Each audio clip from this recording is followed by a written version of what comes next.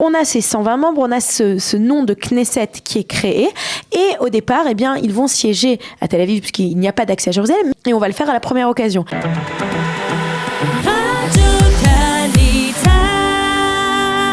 Aujourd'hui, je le disais, tant dans le journal d'information que dans la revue de la presse, c'est la séance inaugurale de la 24e Knesset. Et même s'il faut l'avouer, au cours des 2 dernières années, on s'est habitué à ce genre de spectacle, à ce genre de cérémonie, et que... on peut dire que le cœur n'y est pas plus vraiment, eh bien, c'est tout de même une démonstration de force de la démocratie israélienne, cette prestation de serment des 120 députés du Parlement israélien. Et avec vous, Eliana, je voudrais qu'au cours des prochaines minutes, eh bien, nous discutions ensemble justement de cette Knesset. On parle beaucoup de la Knesset, mais peut-être qu'on n'en connaît pas véritablement les dédales, on n'en connaît pas véritablement l'histoire. Et vous, qui avez été pendant plusieurs années, on va dire guide officiel à la Knesset, qui avez reçu des dizaines de délégations, eh bien, vous connaissez plus des centaines, on va dire des centaines de délégations, eh bien, vous êtes bien placé pour essayer de nous expliquer un peu certains aspects qui sont généralement, on va dire, mis de côté de l'histoire de la Knesset et même de son déroulement, de son fonctionnement. Alors, on va commencer par le début, tout simplement. Eh bien, et une question qui, moi, m'interpelle, c'est-à-dire qui a décidé que la Knesset s'appellerait la Knesset ? Alors, en fait, ce qui s'est passé, c'est que quand on a la déclaration d'indépendance de l'État d'Israël, si vous lisez ce document, cette Megillat Ha'atzmaut, il s'est inscrit dans ce document que de quelques jours plus tard, la Asefa Mechonenet, donc ce groupe... Conseil formateur, on va dire. Le Conseil formateur de l'État d'Israël va se réunir et va mettre en place les élections. Alors les élections, et au plus tard, il y a marqué dans le texte, ce sera au plus tard en septembre ou en octobre 1948. Mais il faut dire, il y a eu la guerre, donc ce terme a été repoussé à plusieurs reprises, et au final on a les premières élections qui ont donc lieu en janvier 1949, et on a la première Knesset qui se réunit le jour de Tou Bishvat, qui se trouve cette année être aussi le 14 février, le jour de la Saint-Valentin. Donc le Tou Bishvat 1949, la Knesset se réunit. Mais alors elle s'appelle pas encore. Elle se réunit où ? Elle se réunit à Tel Aviv. On n'a pas encore. On peut pas à Jérusalem. On n'a pas accès à Jérusalem. Maintenant, quand elle se réunit, elle s'appelle pas encore Knesset, et c'est en fait ces 120 premiers députés, quand ils vont se réunir après avoir été élus, et qu'ils vont décider de choisir ce nom, Knesset Agdola. Alors justement, c'est intéressant. Il s'inspire du terme Knesset Agdola. Il y a quelques jours, comment il s'appelle, Kour, le célèbre Avshalom Kour, le célèbre linguiste, a fait justement dans son podcast quotidien, il a parlé justement du fait qu'on dit en hébreu aujourd'hui Ha-Knesset, alors que dans l'hébreu archaïque de l'époque de la Knesset Agdola, on disait Knesset Hagdola, on disait pas Ha-Knesset Agdola. Donc cette fois-ci, on a cette idée de reprendre le terme de Knesset, donc kinous, de rassemblement, d'assemblée, mais aussi le terme, le nombre, puisqu'on a 120 membres, comme à l'époque, on avait aussi 120 membres. Donc on a ces 120 membres, on a ce nom de Knesset qui est créé, et au départ, eh bien, ils vont siéger à Tel Aviv, puisqu'il n'y a pas d'accès à Jérusalem, mais on veut revenir à Jérusalem, et on va le faire à la première occasion. Et cette fois-ci, où est-ce qu'on va s'installer à Jérusalem ? Est-ce que vous savez ? Alors, à Beth Frumin. À Beth Frumin. Donc, Beth Frumin, c'est au cœur de Jérusalem. C'est juste à côté de chez nous. Voilà, Rehov King George. Voilà, vous remontez Ben Yehuda, et en fait, quand vous êtes tout au bout de Ben Yehuda, vous tournez sur la gauche. Très peu de gens le savent, puisque aujourd'hui en plus, c'est en travaux. Alors justement, c'est en travaux pour devenir le musée de la Knesset, ce qui est intéressant, puisque donc Beth Frumin, entre 1949 et 1966, c'est là que va siéger la Knesset. En 2000, dans les années 2000, le bâtiment va être vendu à un promoteur immobilier. C'était le ministère du Tourisme à l'époque. Ça a tout fait, le ministère du Tourisme, les Batédines, le tribunal religieux, le tribunal rabbinique. Et donc, le bâtiment va être vendu à un promoteur immobilier qui voulait raser le bâtiment et construire un très haut bâtiment. Et puis, d'un seul coup, 1 an après la vente, on se rend compte que c'est une grosse bêtise qu'on vient de faire. Donc, on a racheté le bâtiment. Je ne sais pas si vous connaissez l'histoire. Ils vont racheter à 3 ou 4 fois ou 5 fois le prix initial. Et cette fois-ci, donc, on est en train de construire le musée de la première Knesset. Alors, dans cette première Knesset, entre 1949 et 1966, il va se passer beaucoup de choses.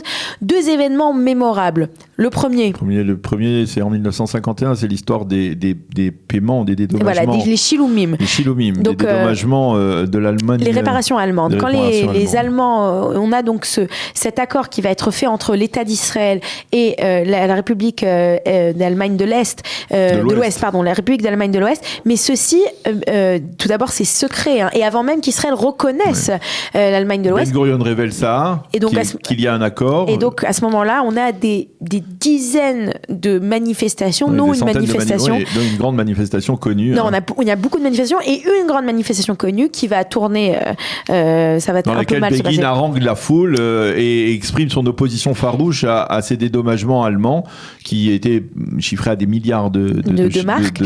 Et puis à ce moment-là, ça se passe très mal puisque le bâtiment va être endommagé. On a comparé cela à ce qui s'était passé au Capitole il y a quelques exactement. mois, même si concrètement ça. Donc ça c'est le premier événement et le second événement, eh bien c'est la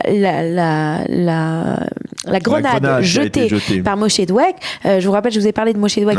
Ça s'est arrivé aussi. Donc Moshe Dweck et ça va. C'était à la même époque plus ou moins. C'est un peu plus tard. C'est un peu plus tard et on a des députés qui vont être blessés, Ben Gurion va être blessé et surtout on va avoir Shapira le ministre Shapira qui lui va être vraiment très sérieusement blessé. Donc ça c'est l'histoire de Beth Frumin et puis à ce moment-là déjà, alors on sait que ce temple de la démocratie est temporaire, on le sait. Et on attend un petit peu pour avoir de l'argent. Et puis on a la célèbre famille Rothschild qui est toujours là.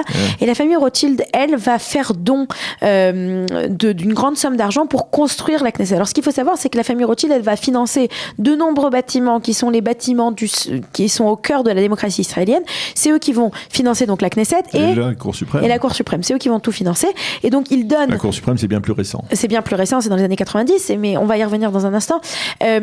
Et donc ils donnent une grande somme d'argent et à ce moment-là on commence à construire la Knesset. Alors qu'est-ce qu'on va faire, quel est le alors là on construit sur la fameuse colline, la fameuse colline du gouvernement Kiryat HaMemshala, la cité du gouvernement, c'est comme ça qu'elle va être nommée. Alors on commence, on fait un appel d'offres, qui aura la meilleure idée et puis on a un architecte qui n'est pas l'architecte prévu entre guillemets, ce n'est pas celui qui est le plus aimé par tout le monde et c'est lui en fait qui va décrocher cet appel d'offres et son idée, il va s'inspirer d'un bâtiment qui est à Athènes, qui est l'ambassade américaine à Athènes. Donc si vous regardez l'ambassade américaine, parce qu'en fait si on regarde le bâtiment de la Knesset, qu'est-ce que ça nous rappelle ? Ça nous rappelle un temple grec, vous voyez, avec ses grandes colonnes à l'entrée. C'est ça l'inspiration. Et donc l'inspiration, c'est l'inspiration, on remonte... Oui, on remonte, on part à Athènes, donc il s'inspire et il propose donc ce bâtiment. C'est ce bâtiment qui finalement va l'emporter.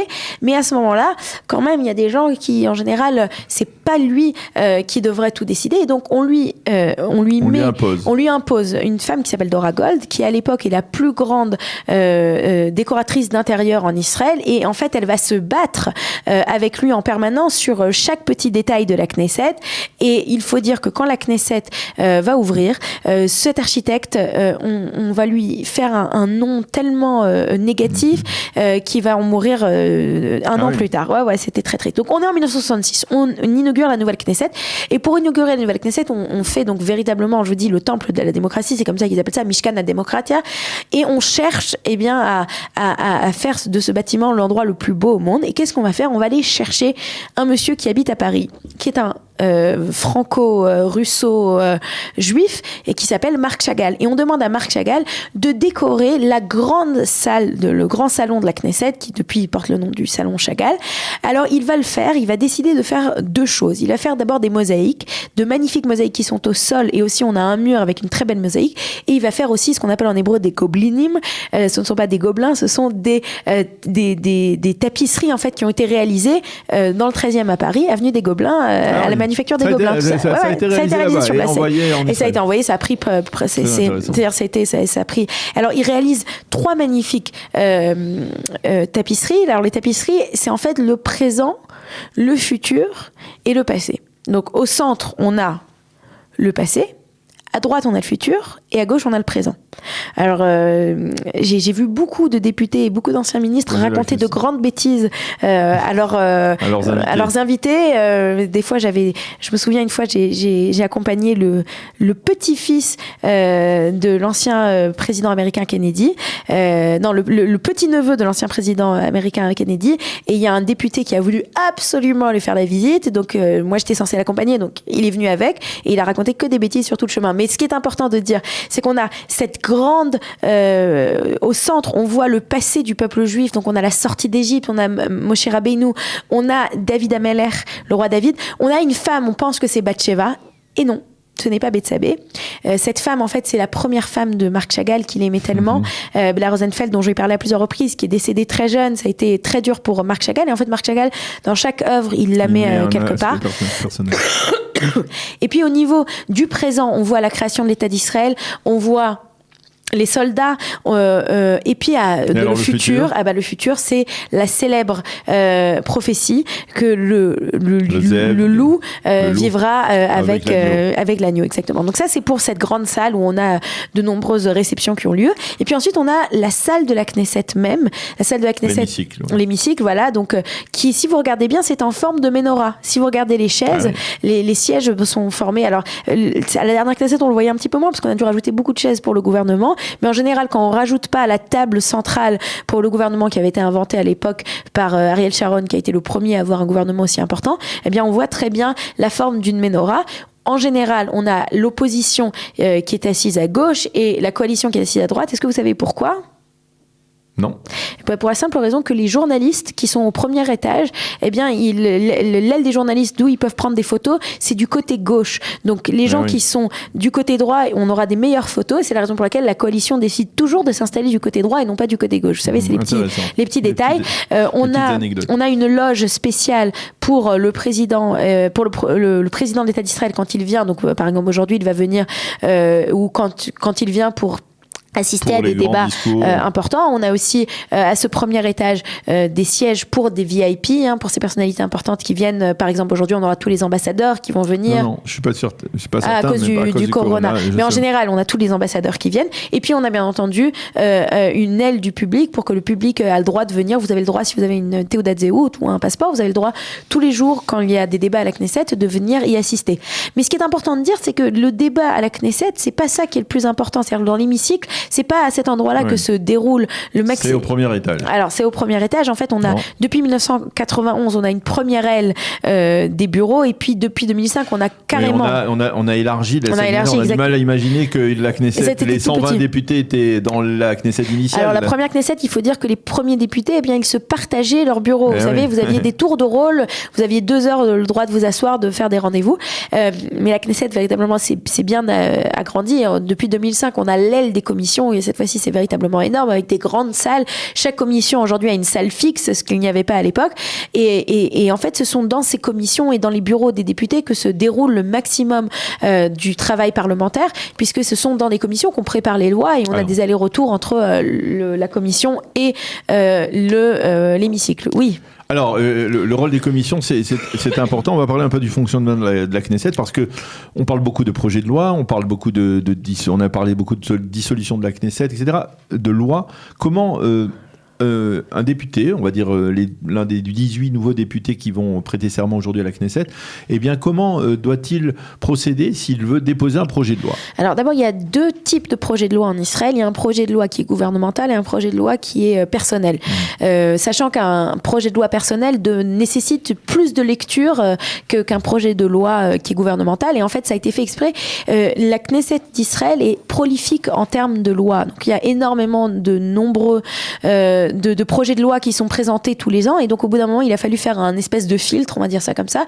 Donc un député qui souhaiterait faire passer une loi, comme je vous l'ai dit, ou bien il le fait tout seul, ou bien il le fait avec de nombreux députés, ou bien tout simplement il va faire passer cette loi par un membre du gouvernement. On va avoir des lectures, donc on va avoir une première lecture, une deuxième lecture, une troisième lecture.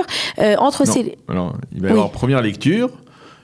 Si c'est gouvernemental, même si c'est gouvernemental. Si c'est gouvernemental, la loi est là. Si c'est pas gouvernemental, il y a une première lecture. Il y a une première lecture. Ensuite, si c'est gouvernemental, il y a 3 lectures. Et entre chaque lecture, c'est ce que je voulais dire, la loi en fait fait des allers-retours entre l'hémicycle et entre les Il me semble que c'est seulement entre la première et la seconde et la troisième lecture que la commission modifie, on va dire, le projet de loi initial. La commission va modifier à chaque fois. Il y aura des allers-retours. Pas entre la deuxième et la troisième lecture, par exemple. Ça dépend. C'est possible. La commission peut demander à récupérer. Mais enfin, écoutez. Mais vous êtes plus expérimenté. Bon, je ne sais pas si je suis plus expérimenté, mais c'est ce qu'on m'avait dit à l'époque. Alors, c'est ce qu'on nous avait expliqué à l'époque. Mais donc, ce qui permet en fait à la loi d'être affinée, de modifiée en fonction des demandes. Et c'est aussi très souvent, et ça on l'oublie, ce sont entre ces lectures que les lois ne passent pas, puisque entre ces lectures, eh bien, il va y avoir des changements qui vont être importants. Je vous donne un exemple. Le président de la commission a un rôle déterminant. S'il veut faire freiner ça peut faire freiner. Et puis il faut savoir aussi, ça c'est très important, que le président, le président de l'Assemblée, eh bien, il a aussi un rôle très important, puisque c'est lui, par exemple, qui va décider à quelle heure on va faire passer une loi, et il peut décider de la faire passer. Ce qui se passe aujourd'hui, parce qu'aujourd'hui, eh bien, le fait que Yariv Levin, qui reste président de la Knesset aujourd'hui, eh bien, ça bloque, on va dire, toute législation que l'opposition, en tout cas la coalition, ce qu'on appelle la coalition du changement, pourrait vouloir faire voter aujourd'hui. Et aussi, il faut comprendre aussi au niveau des horaires. Il y a des discussions de la Knesset qui sont très très longues dans la nuit, entre le lundi soir, le mardi soir et le mercredi soir. Et c'est souvent à ces moments-là que les députés en profitent pour faire passer des lois qu'ils souhaiteraient que tout le monde ne fasse pas. Ça nous rappelle qu'en fait, la Knesset ne travaille pas tous les jours. Elle travaille lundi, mardi, mercredi, et que dimanche et jeudi, on peut peut-être la visiter. Dimanche et jeudi, vous pouvez visiter. Il y a des visites en français à 13h. Mais pas en ce moment. Pas en ce moment. Voilà. Eh bien, Eliana, c'était très intéressant de dialoguer avec vous aujourd'hui à l'occasion de la séance inaugurale de la 24e Knesset, à qui nous souhaitons bien entendu beaucoup de réussite et plus de réussite que pour les précédentes Knesset. Merci beaucoup d'avoir été avec nous.